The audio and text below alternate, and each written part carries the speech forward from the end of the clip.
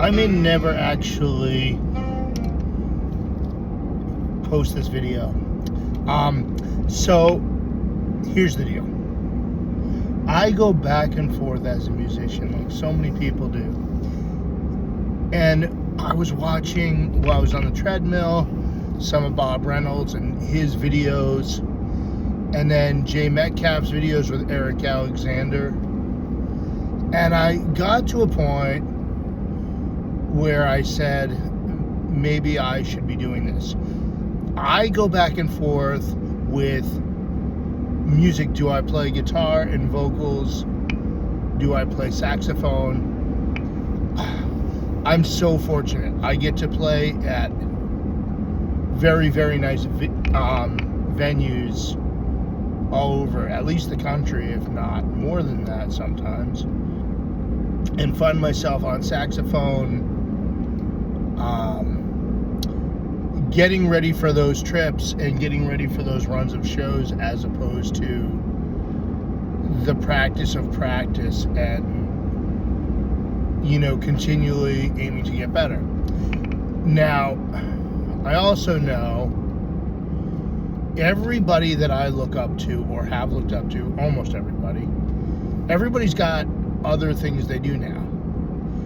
I mean, I would say Bob Reynolds and Joshua Redman and Eric Alexander are, at the top of the saxophoning world, for jazz anyway. And all three of them teach. They have teaching jobs. They have other revenue streams from that.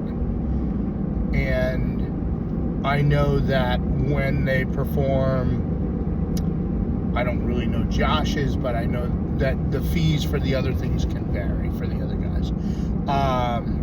Just from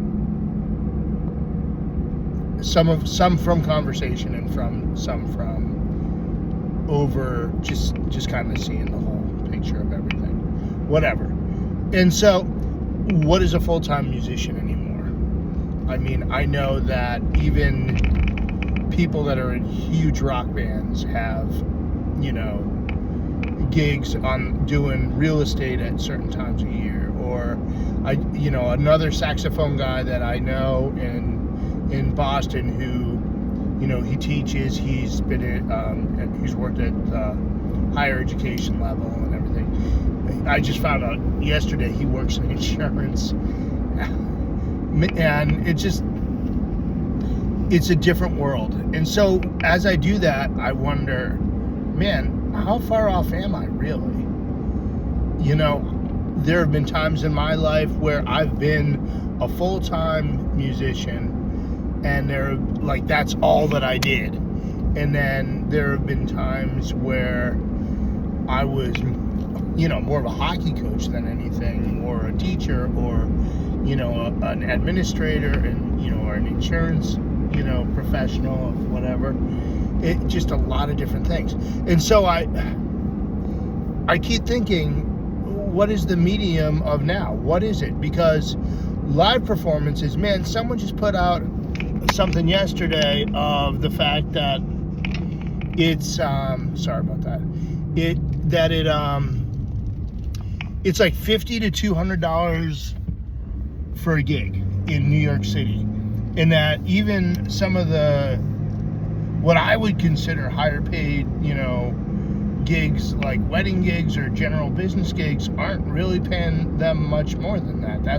They're still expecting like $50 to $200 per guy, maybe a little more on some other gigs, but that's their scale. That's what they think they're gonna get. And I'm thinking, man, I'm fortunate enough, I don't play in that scale of things, but also, I don't know when it is gonna happen. When's that gonna? So, because the market is the market, and the value of things, I feel like I've done a fairly good job of, adapt or die. I learned how to sing and play guitar in order to not have to wait for people to call me to play saxophone. When you get really down to what it is, that's what I did. I said, okay, I can play the horn fairly well. I may not pick all the right choices at times, but whatever. But I can play the guitar now fairly well. I can sing fairly well. I can entertain people fairly well, and not have to make $50 to $200 when I go out and do it. But I also noticed the amount of, a lot of it was purposeful cutting back on the amount of those that I did, because it's always a challenge when you get burnt out, like anything.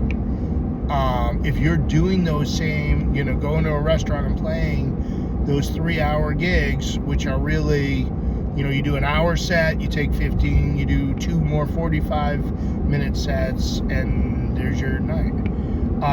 But it's soul sucking in a lot of ways. It's not like people are coming out to see that kind of gig, and it is way more of a gig than a show. It is there to entertain people a little bit, but mostly to provide some background ambience so people can enjoy their evening while they're talking.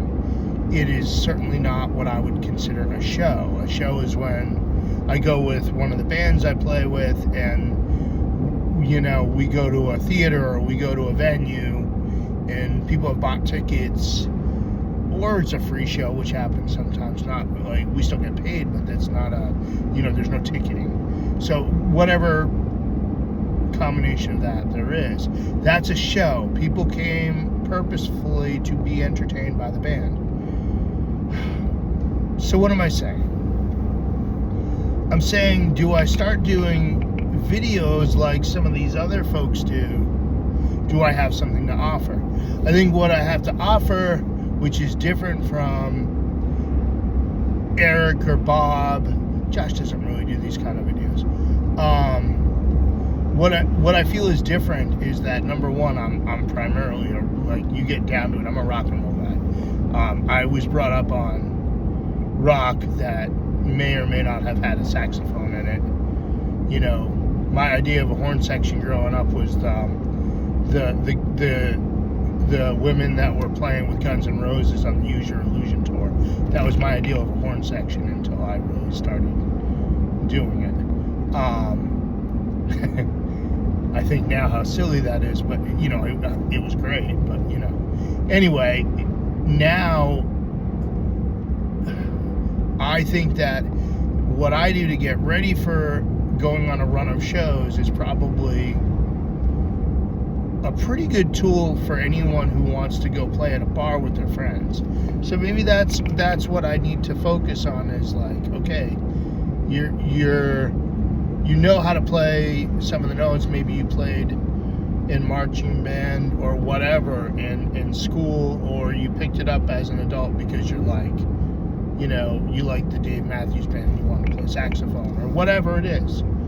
Maybe I should be making videos for that and trying to show what I use and what I do to get ready. Is that something that people would find interesting? I don't know. And as I say this, I'm aware that most people say, say something in the comments back to me. Tell me if that's something that would interest you.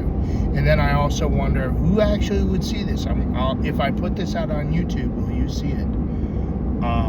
Maybe you will, because I'm driving in a truck, and that seems to be something people do. As right now, the truth to be told, I'm going to see one of my clients for insurance. I'm not going to a gig right now. As a matter of fact, I try to, and maybe this is a good lesson.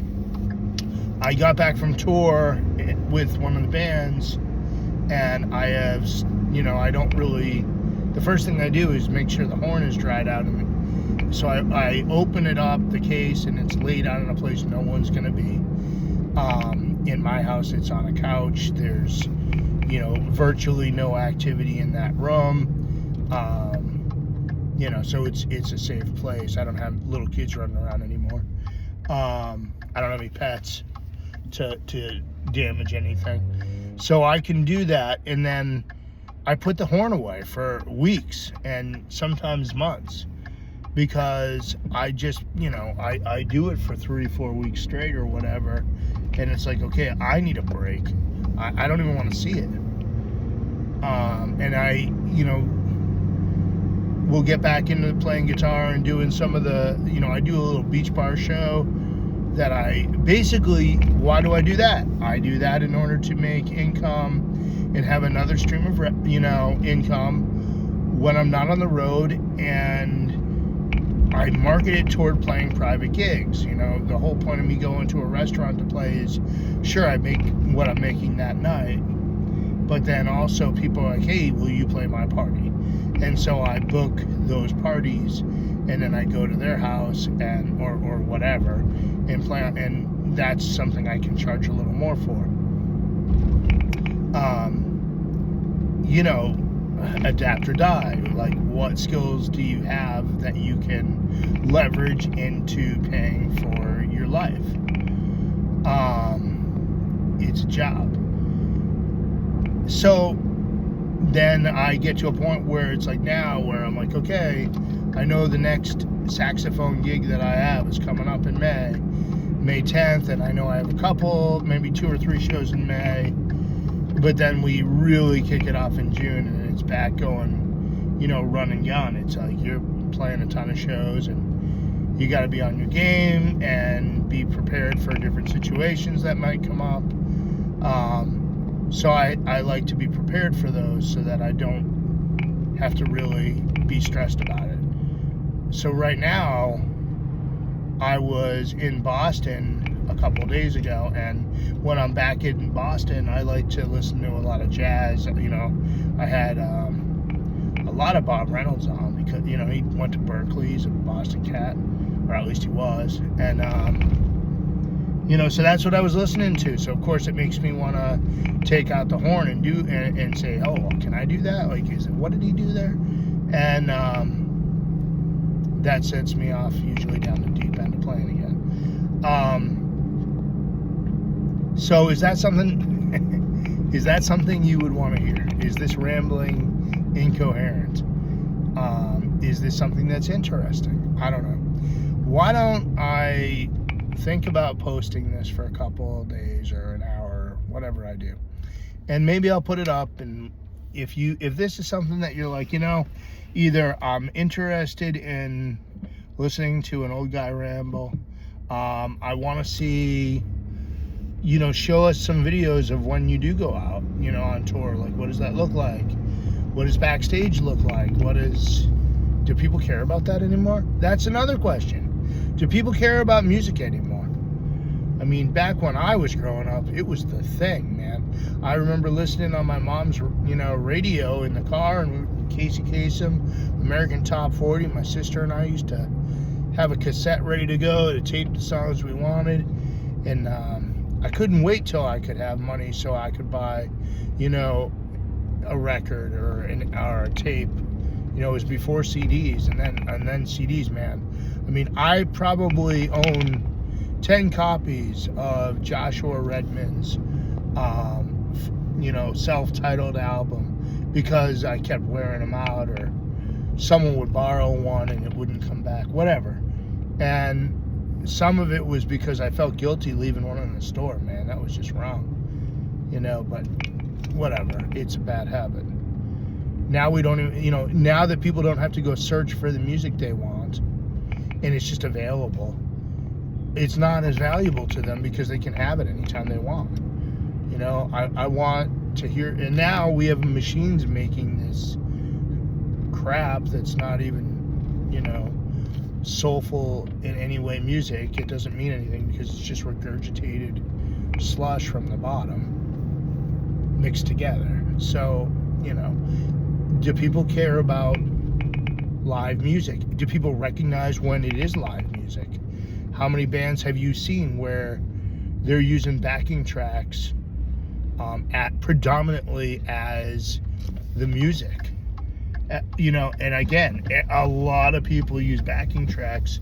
Even some of my favorite acts, even one of my favorite acts, which I really didn't realize that, said that the biggest one of the biggest moments in the show was a song that did include a backing track. So I don't know. I gotta take this call. See ya.